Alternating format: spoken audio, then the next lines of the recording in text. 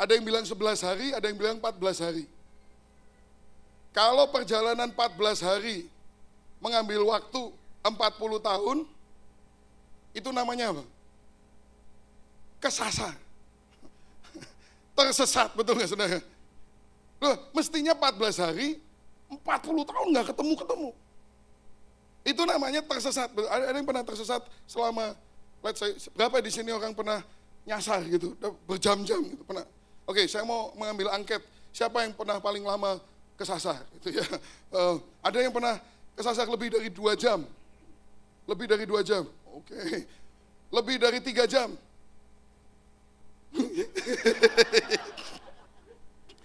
Lebih dari 4 jam? Ya gue sendiri. Ternyata saya yang paling pernah tersesat paling lama di sini. Even you gak sampai segitu ya. Saya pernah kesasar 4 jam gara-gara saya ke Wichita, Kansas itu. Saya dari Oklahoma City ke Wichita. Ada yang pernah jalan di situ nggak? Oklahoma ke Wichita. Itu jalanannya lurus. Lurus. Nggak ada sebelah kiri kaktus, kanan kaktus. You bisa tidur, jalan terus gitu nggak masalah, saudara. Lurus aja gitu ya. Asal tidurnya lurus gitu. Di tengah-tengah perjalanan saya isi bensin. Ini nyetir sendiri. Saya isi bensin, saking lurusnya dan saking kaktusnya sama. Begitu masuk ini, pas balik, saya balik lagi sini nggak tahu. Waduh. Lah sesudah, ini kan udah 2 jam, ini kan jaraknya 4 jam. 2 jam isi bensin, 2 jam kemudian saya pikir, udah hampir sampai. Welcome to Oklahoma. Wah, jengkelnya tuh gak karuan. Dan saya sendirian merasa goblok gak karuan. Kalau ada temennya mungkin, tadi sih lu ngobrol terus sama gue. Gue sendirian, aduh. Welcome to Oklahoma. Aduh, saya U-turn, ngebut lagi. 4 jam kemudian sampai di Kansas, terus orang bilang, Pastor kok lama sekali? I don't want to talk about it. Itu pengalaman nyasar. Tapi ya, saya masih ingat ya, sejengkel-jengkelnya saya. 4 jam kemudian, waktu saya lihat Welcome to Kansas. Coba, menurut Anda perasaan saya gimana? Relief, seneng gak? Seneng, excited gak? Orang kalau udah kesasar nggak tahu ini saya di mana ya. Tahu-tahu, oh lah itu apa gitu kan. Seneng kan mestinya kan. Ya nggak? You bayangin, you kesasar 40 tahun. Mana sih tanah perjanjian? Mana tanah perjanjian? Akhirnya, setelah 40 tahun, mereka sampai di Sungai Yordan. Seberang apa? Di seberang Sungai Yordan apa? Tanah perjanjian yang dicari 40 tahun itu, ya nggak sih? Nah, menurut saudara gimana? Bayangin, sampai wah, tanah perjanjian, kita sampai di sini. Terus gini nih, kita sampai di sini. Tanah perjanjian.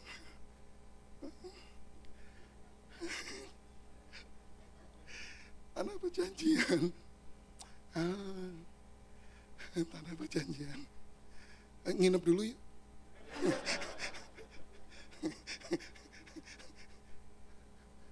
Aneh gak? Menurut saya, kalau saya udah nyasar 40 tahun. Wah, saya nggak akan lama-lama loncat-loncat, saya nyebur. Kalau saya either berenang, jalan di atas air, jalan di bawah air, gelundung di atas air, ya saya excited lah, come on lah. Ya udah sekian lama tersesat, sekarang ketemu tanah perjanjian. Kok bisa nginep itu loh? 3 hari sampai harus diusir. Saudara lihat nggak bahwa ini aneh? Ini one morning I was reading this thing. Kok aneh ya? Jadi saya mulai menyelidiki, kenapa sih begitu? It's exciting. Sometimes ya, you get a vision. It's exciting, tapi at the same time it's scary. It's exciting, but at the same time you don't know what price you have to pay. Jadi orang itu ditantang imannya. You know, you have a vision suddenly, South America. You don't know. Did I tell you that in Ecuador there's the head shrinkers? Jadi segini loh Pak Somi. Kepala orang bisa jadi segini. Did you check whether he knows how to shrink heads or not?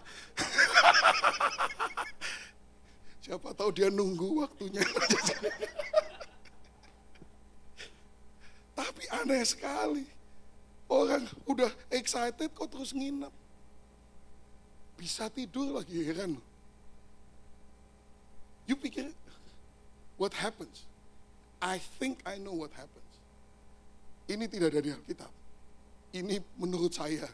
Nanti kalau you sampai surga, tanyain sama Yosua. Bilang, gue pernah ikut retreat tahun 2009. Gue tahu lu ngapain. Gitu. You know what I think he did?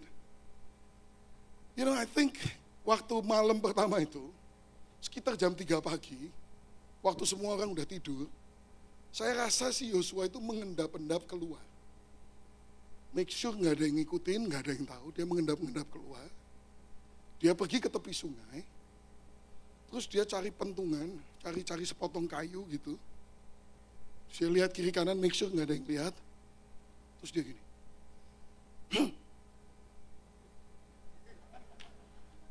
Kok nggak ada apa-apa ya? Backhand, mungkin backhand. Kok nggak ada apa-apa ya? Dari jam 3 sampai jam 5 pagi.